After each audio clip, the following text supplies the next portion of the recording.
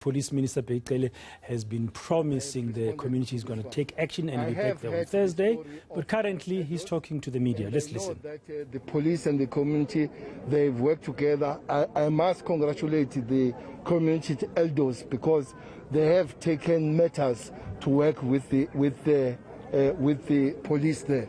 But in terms of resources, indeed, we are supposed to improve those resources. As I've said, that I've spoken to the National Commissioner and has promised these new 10 vehicles. And indeed, it will be good to hear from the elders community and the police what can we do to help. And within our powers, we will try to respond to create that sort of help.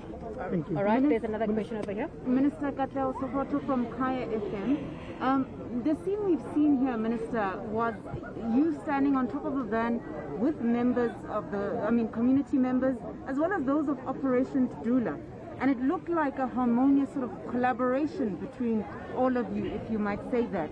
Are you cognizant of the different people who are trying to resolve the issues in the community? And are you saying, by what we saw today, that this is a collaborative effort between such organizations like Operation Diale as well as community members? Well, I'm not here to address any political affiliations. I'm here to address the members of the community of Pimville. I'm sure you listened very well with the last speaker. He said even a person regarded as a leader of the Diale Ulax is a Pimville resident, and on that ticket is present here. So I guess there are people I've seen ANC people, I know there are EFF people. So I've got nothing to do with politics today, I've got all to do with the residents. And if and when, and indeed it should be so, that the resident must collaborate in finding peace and improving their lives. Therefore, I have no qualms whatsoever to stand with whoever that will make the lives of the people better, so long all those things happen within the law. Minister Bheki from SABC, City Power has complained about basically 10-member gangs traveling in 4x4s. They say it's a syndicate. They are targeting their security guards who are manning these transformers. They come, they shoot, they take the copper. Do you think it's about time maybe we beef up security, maybe we provide some specialized units that can assist them to man this infrastructure, because it's clearly gone out of hand. There's been several incidences where security guards have been attacked, killed in the process. Well, in the meeting I was in the morning, City Power was represented. But yesterday there was a top-level meeting here between the provincial commissioner and the mayor was in attendance. I spoke to the mayor last week after we have been in Kliptown, and we have agreed with the mayor that we will collaborate and work much better. Look, President has in his sona, if you go to say there are economic crimes here, and never that will sit back and allow the people that are causing economic crimes to sit and do as they wish. Indeed, we are working on that. So far, the provincial commissioner, the mayor, and the City Power have preliminary agreements. How are they going to be dealing with that when we are creating a permanent response to that? Not only the City Power, but even those that are hijacking construction sites, hijacking those things that we are working on them to help the community. So exactly, we are responding and we are preparing ourselves. But on this one per se, there's going to be a preliminary response. Minister Kgomotso from ENCA, the community has complained a lot about the police and the fact that they're not getting the service that they deserve. In fact, they want that police station to be shut down. What sort of intervention are you bringing? They've asked for TRT. Are these some of the things that you'll be considering? And how are you going to deal with the issue of chicken farm, which they say is one of the areas where there are many guns in the community? Well, first we listen to the community. We'll have to respond in the behavior of the police. That is why, fortunately, the provincial commissioner is here, and I will be talking to the National Commissioner, with whom we'll come together as we come next week here. But other areas, like the issue of chicken farm itself, is not in the full power of the police. The local government, the human settlement can work on that. If they want the assistance from the police, will be there to assist them. But in terms of crime, illegal guns and illegal people, the police would have to act on that one. Maybe I cannot elaborate on that one, but definitely there will be a response from the side of the police. All right, let's take the last round of questions, colleagues. There's 2 last questions. Go ahead. Okay, Lwandile Tengu from News 24. Minister, could you perhaps maybe just take us back to what prompted this visit? Well, the community has raised the issue that there is a problem where there was a shooting. We can't, as a state, we can't, as a police, sit back and look people using illegal firearms with allegations that themselves they are legal and don't come to hear the cries of the people and respond on that one. But more so, you know, we have lost the life here. More so, people here, their lives is disrupted on permanent basis. So that's one thing that, as the South African police, you must remember, our constitutional obligation is to enforce the law, is to help and work with the community here to enforce the law. We are here to pay our respect to the dead compatriots here, but also as the police to work together with the provincial management to see how do we assist so that they can be responsive. As you heard community saying, we are not responsive, we'll have to work on that. And the last part, Minister, I request that you ungabheki phansi, momphendula ubheke to the. Go ahead. Uhleli phansi nje.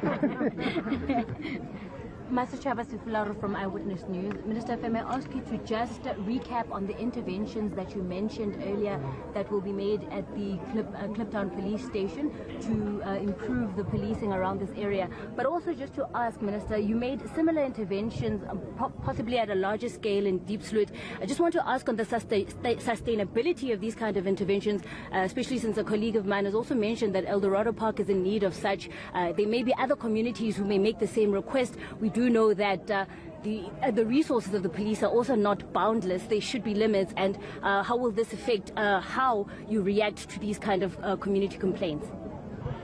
It's very interesting that you don't talk about Deep Sloot anymore, which means interventions are working. That's why it's no more an issue for the media houses. I fully agree with you. We don't have boundless resources as the South African police. But also, it cannot be the South African police only that are responding. For instance, one thing that is a big problem for the South African Police Service is environmental design.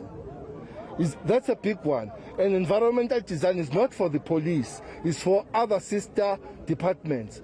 As you have said, that they don't want that place, it can't be the police. But if they want assistance to deal with that matter, we'll be there. The question of the electricity is both for the city power, Eskom, and the police. We do have to work together with everybody else. But these interventions are there indeed not on permanent basis, but are there to give the space for life to be bettered, to give the space for your Deep Sloot to live properly, to be light at night, to be streets, their houses to be numbered, the grass to be cut, people to be able to move around. And when that life normalizes, this crime will definitely go down. We can't make the country and our township the police areas. They need to be temporarily balanced, temporarily bring sense on them, and then life continues. Allow other departments to do what they're supposed to do. Loud and clear, Minister. Is it the last question? Just some of the interventions, the 10 police vans. Just take us through that. Well, I've spoken to the National Commissioner. Unfortunately, who's not there, is busy in Parliament today. That the station raised an issue that there are 14 vans short, and then he immediately said he will make 10 available. And that increases the availability, the visibility of the police, but it also increases the easy move of the police to be seen around here. We hope those will be here, and as the community have said that they should not park in the police homes, they should not go for groceries, they must be permanently there, and the police work together with the community to improve the lives. And detectives? Well, detectives that were brought here, there are 12 to specifically work on the matter of the murder and the attempted murder. They are already here under the command of Ukumalo, who is a deputy provincial commissioner detectives in Gauteng. So that one is there. But the special forces like Amaparet seems to be popular than Christmas before, because wherever you go, everybody wants parades. But what troubles me about Amaparet, they want them in the morning and afternoon they tell me to come and fetch them. But they must know that when they want this parade, they are there, they'll be kept there until the work is done. But there is one issue which seems to be political here that I'll have to take to the office of the Premier that was raised about the issue of councillors. That is not for me, but definitely as I move from here, I'll pick up the phone and let the Premier know what has been raised here. So you'll be deploying on parade, Minister?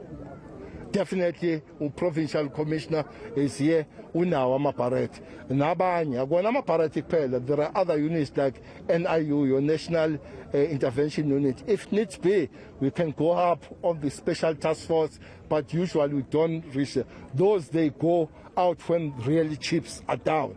But parades, amaparade, they usually are enough. Adequate to deal with the issues. If you don't believe, you go to Deep Slot. Okay, colleagues, as you heard, the Minister's made a commitment that he's going to come back to this place. We will communicate on those details. Thank you, Minister. Thank you, colleagues. Have a good day. Thank you. Okay.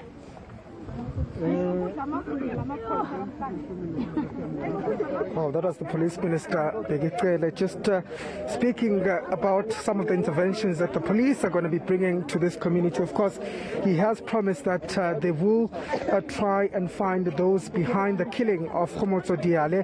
He visited the family just a short while ago, and of course, some of the commitments is that they will be deploying about 10 new vans in this police station. Of course, it comes from some of the complaints that have been raised by community members that the police here are simply not doing their jobs. But the minister saying that they are going to look into that issue, and they are going to look at their deployments as far as Amaperete are concerned. That's a call that's been made by some of the community members. But we do understand now that he is going to be visiting one of the families of the injured person from this community, who of course was part of that altercation that happened on Monday. But the minister promising that indeed, as police, they will be better policing in this particular community. Mangoba Mkhunu there on the ground. Mangoba, just quickly, we're going to have to wrap it there, as Mangoba was concluding there with those live visuals still from Pimville, where the Minister of Police and the Commissioner, the Gauteng Provincial Commissioner, Elias Mawela, have been engaging with the community, also visiting the home of the late Kgomotso Diale. Now on his way, we understand, to visit the home of another injured local resident and allegedly attacked by cable thieves, some of whom the residents of Pimville say are not documented foreign nationals. And Bheki Cele says he's going to be back there on Thursday, plus he's going to ask the Home Affairs Department also to attend to this issue of undocumented foreign nationals in that area of Soweto.